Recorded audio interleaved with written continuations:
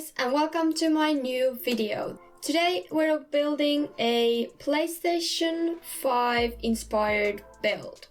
So I started by creating the actual shape of the house.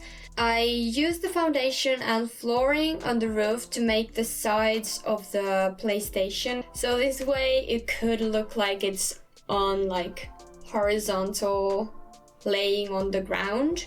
I made it too big as usual, but I didn't want to redo it when I realized that later, so it is quite a big build, but it's alright. I would have used round fence in the corner, but the fence were a little broken, where the sides would come where the round part was and kind of looked like there was two fences or a regular fence with a rounded gate or something like that. So I just ended up going with a diagonal wall. I realized there's not even one swatch of foundation that is pure white. So now the roof lining is different to the foundation, but that's just how it is and it's the best I can do. But yeah, a pure white foundation would be nice to have. Then I tried to do the front curve of the console with the roofing, but that didn't work out at all, so I just used these wallflowers from Jungle Adventure and that ended up working just fine. I also wanted to recreate the console as closely as I could, so I ended up placing the windows between the flowers so it looked like the CD-ROM or the disk drive hole or whatever that like slit is. After that I played around with more windows, creating the USB and the HDMI port or some kind of port. The console has blue LED lights built into it that light up inside and around the sides of it. I did place some lights in the ceiling and change them to blue, so during the nighttime it'll look like the middle is glowing blue. And after that I just finished the outside with some windows and then placed a very simple unnoticeable door at the corner. On the inside I went with a lot of black and white and also blue tones, except one of the kids' bedrooms. I thought continuing the console's color scheme on the inside as well suited the build and would look nice. I went with a very simple and open layout with a few bathrooms. I almost always like to start with either bathroom or the kitchen. This time the bathrooms. As I said earlier, I used a lot of black and white, so all the bathrooms except the ensuite that we do later are just different shades of black and white. The main bathroom was quite big, but I didn't want to cramp it up with a lot of items, so I left it kind of bare, and I still need to play test if the open shower works placed in a tub. So if anyone happens to know that, please educate me. It looks more natural in my opinion, because I'm more used to bathtubs having showers in them and not only bathtubs.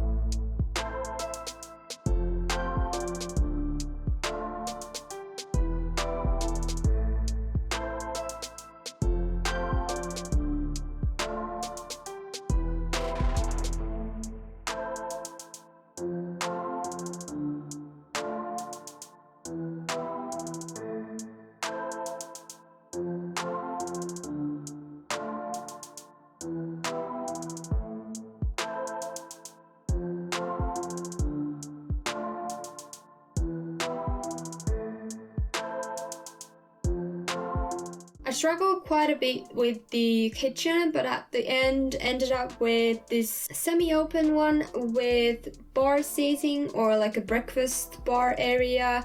It looked too empty with no walls or anything, so I tried some columns, but they just didn't suit the modern style I was going with. So I just placed a single wall there and I think it it looks okay. Then, because I can never just focus on one thing at a time, I switched to the living room. I wanted to try and create this very modern electric looking fireplace that is kind of like hidden in the wall. If you download this build, you'll have to delete the wall. Ask your sim to light the fire and then put the wall back up. But after that, it looks really pretty and I love how modern it looks and like simple. Then I continued with the kitchen again and just filled it with some appliances, cabinets and other necessities, of course, forgetting the bin as usual. So you'll have to add that, I'm afraid.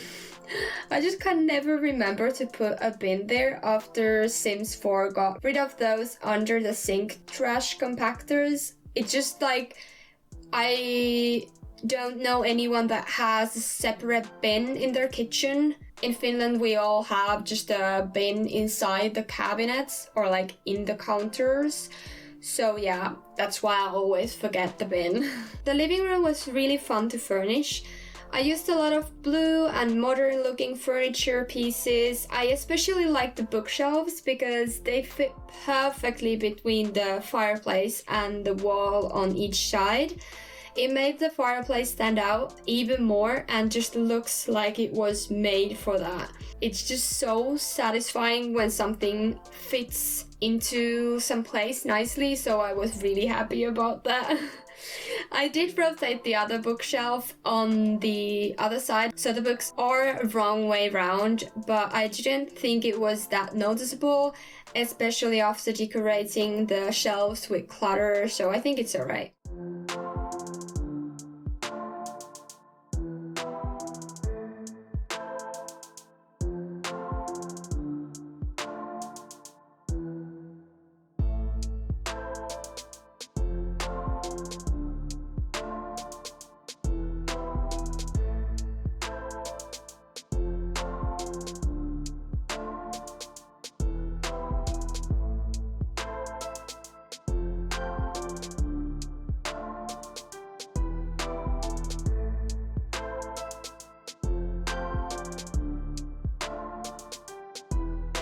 After the living room was done, I placed a console table or a side table behind the sofa or in front of the sofa, depends on where you stand, just to separate the room a bit more. From there, I continued with the dining room or table.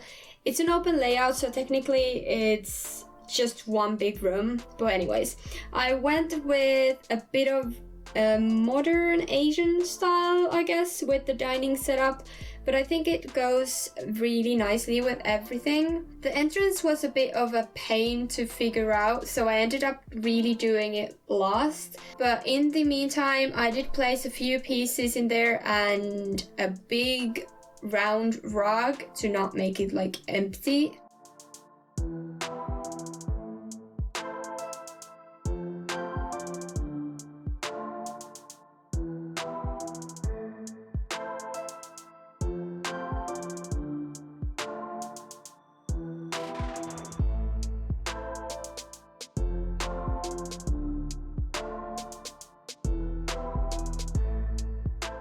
After decorating with a few bits in the hallway and living room, I continued with the kids' rooms.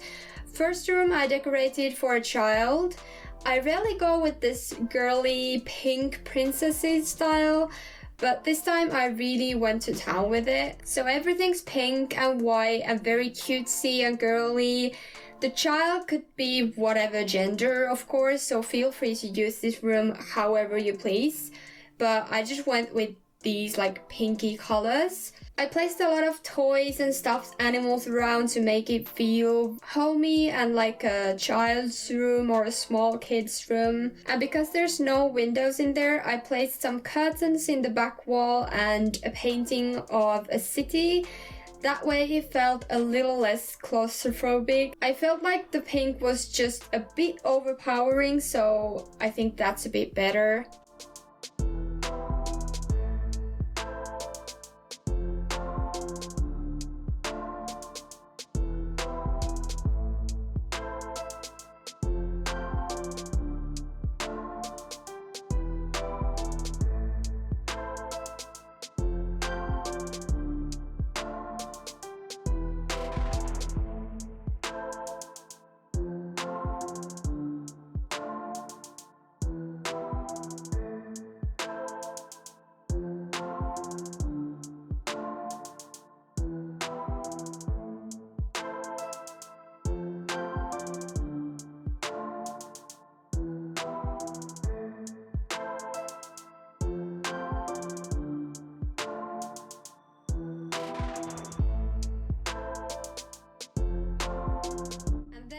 the other rooms a bit more bluey themed.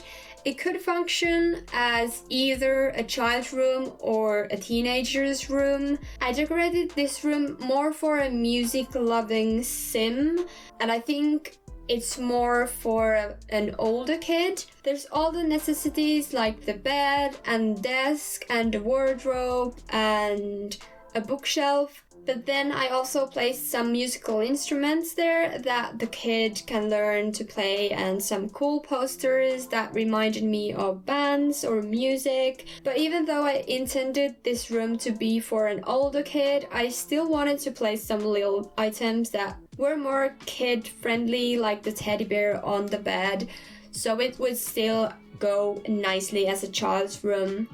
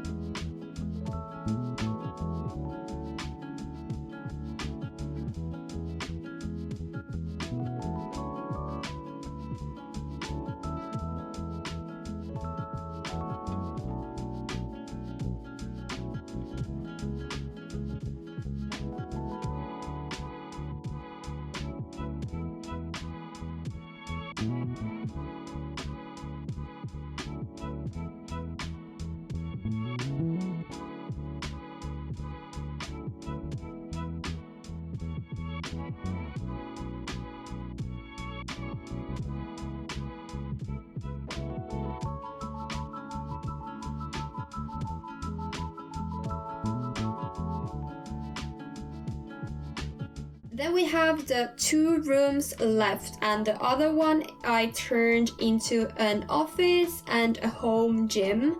I didn't want to have 3 kids' rooms, and that room was quite big for only an office, so I decided to make it as a multi-functional room. I wanted to have a rubber mat for the gym part, or like a rubber flooring, but we don't have anything like that in The Sims, so I just used a carpet, like a black carpeting.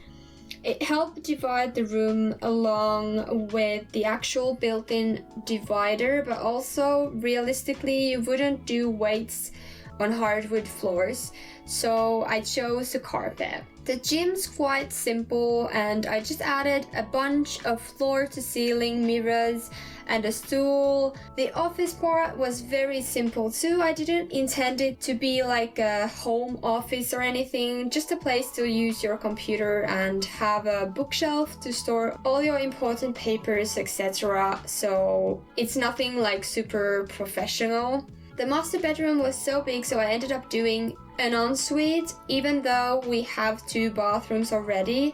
I tried to fit in a shower, but I also didn't want the bathroom to be huge, so I ended up just doing a regular toilet and then placing the real, like, functional wardrobe there next to the bathroom. This is also the only bathroom that has any real color in it. I wanted to use the tiny living toilet shelving, but that only comes in different wood tones, so I decided to go with that and do the whole bathroom very like woodsy. I went with a very simple but cozy look with the master bedroom.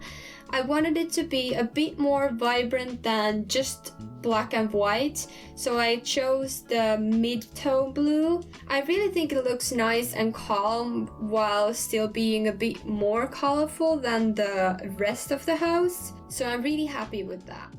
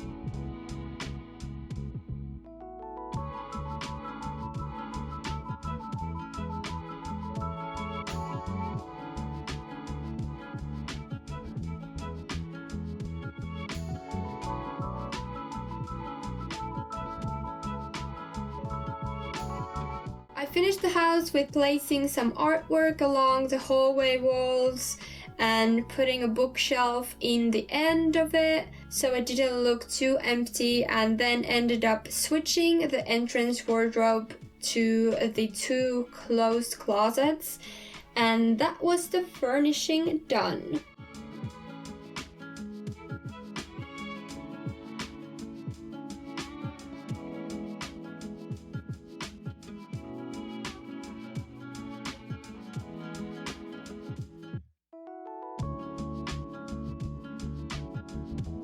So this is the finished PlayStation 5 inspired build. It's totally livable and like a normal house, it just looks like a PS5. So if you want to download this, you can find it on my gallery, and all my links and the gallery ID are all linked down in the description, so you can find it there. Give this a thumbs up if you like this, and comment down below what you think about it, and if you've ever tried at least to do something similar. I didn't find anything like this on the gallery or on YouTube, so I don't know if anyone's done something like this, but if you have, please comment down below. If you like my videos, go ahead and subscribe to my channel. I would love to see you here again. I hope you have a lovely day or night and week or weekend whenever you're watching this video, and also happy early Halloween. I know I haven't done any actual Halloween videos this year. I don't know. COVID has just like thrown off a lot of us, and I don't know, I just don't feel that motivated to do like festive things when we don't have anything festive going on in real life. But I am still doing a Halloween stream, so if you're interested, come along with us. We are gonna play a lot of different games, and we're doing a long stream on the 31st of October, so on Halloween. You can find my Twitch channel's link on the description, and I will update the schedule on there. But yes, thank you so much for watching, and see you in the next video. Bye!